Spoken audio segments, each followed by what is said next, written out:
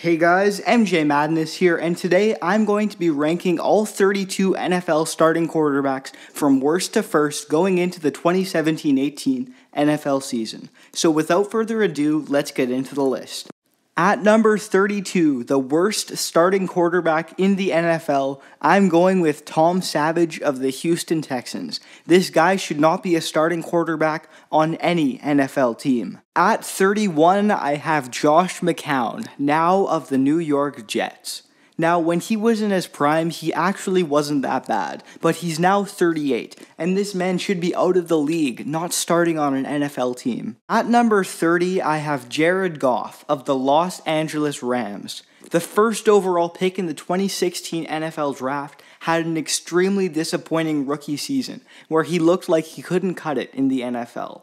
He has the pedigree, so he definitely has the potential to break out, but at this point in his career, he's looking like a bust. At number 29, I have Brian Hoyer of the San Francisco 49ers.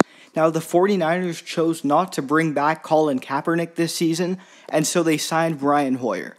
And while Kaepernick was by no means any good, he definitely was a step above Brian Hoyer, who is no better than a serviceable backup at this point in his career. At 28, we have Mike Glennon of the Chicago Bears. While we're unsure whether Mike Glennon or Mitch Trubisky will be starting this season for the Chicago Bears, what we are sure of is that neither are fit to be even middle-of-the-pack starting quarterbacks in the NFL. At 27, we have Cody Kessler of the Cleveland Browns. Now, Cody Kessler is young, so there is still room to grow, but as of now, he's not a quality starting quarterback. At number 26, we have Trevor Siemian of the Denver Broncos, and while he may not be a great quarterback, for a 7th round pick to be even starting in the NFL at all is pretty impressive to me. At number 25, I'm going with Blake Bortles of the Jacksonville Jaguars. People have been waiting for Blake Bortles to have a breakout season for a while now, but the former 3rd overall pick hasn't stepped it up,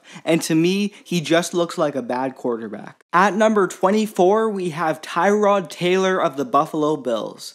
Taylor really broke out last season and has the potential to be a serviceable starter in the NFL. At 23, I'm going with Carson Wentz of the Philadelphia Eagles. Wentz had a solid rookie season and showed flashes of great talent, but as of now, it's too early to put him anything higher than 23.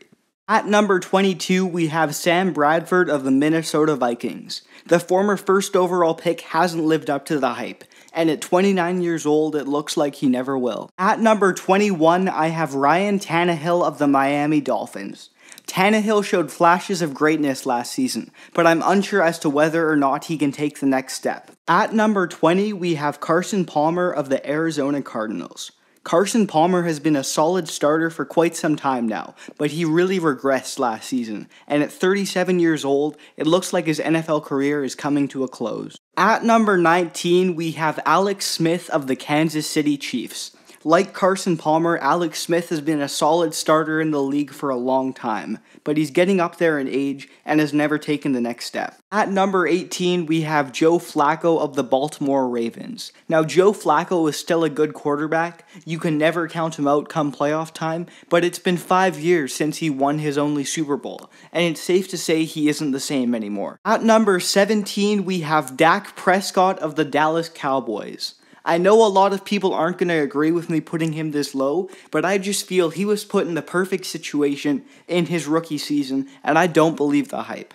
I think we should expect some regression this upcoming season. At number 16, the very middle of our list, it's only fitting we're going with Andy Dalton of the Cincinnati Bengals, a player who, in my opinion, is the definition of a mediocre quarterback. He's good, not great, and will sometimes get you to the playoffs, but unfortunately for the Cincinnati Bengals, he's not somebody you win a ring with. At number 15, I'm going with Eli Manning of the New York Giants. Now, Eli Manning is obviously a guy who can take his game to another level come playoff time and come in clutch, but I'm judging players on their overall performance, and Eli Manning simply isn't the player he used to be, and he's fallen off. At number 14, we have Jameis Winston of the Tampa Bay Buccaneers. Jameis Winston is one of the best young quarterbacks in this game, and if I did this list again in a couple of years, I wouldn't be surprised to see him much higher. At number 13, I'm going with Marcus Mariota of the Tennessee Titans. This man was taken second overall in the 2015 NFL Draft, behind only Jameis Winston of the Tampa Bay Buccaneers. And I think as of now, Mariota has the slight edge, though it's definitely very close. And both of these players are young, promising talents who are the future of the position. At number 12, we have Kirk Cousins of the Washington Redskins.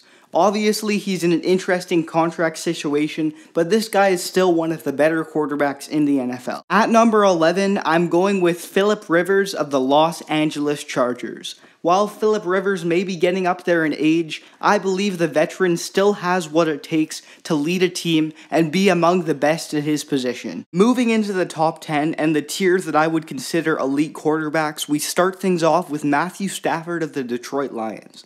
Matt Stafford is one of the most clutch quarterbacks in the game, and last season, he almost single-handedly led the Lions to the playoffs. At number 9, my favorite quarterback in the NFL, Cam Newton of the Carolina Panthers. This guy is flashy and explosive and an all-around highly talented player. Unfortunately, he's just too inconsistent for me to rank him any higher. Coming in at number 8, Derek Carr of the Oakland Raiders. I really like this guy, and I consider him to be the best young quarterback in the NFL.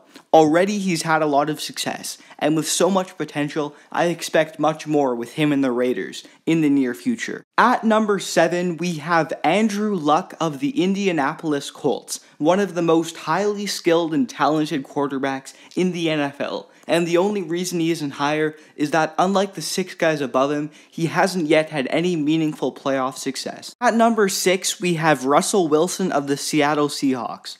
This guy is the ultimate underdog story.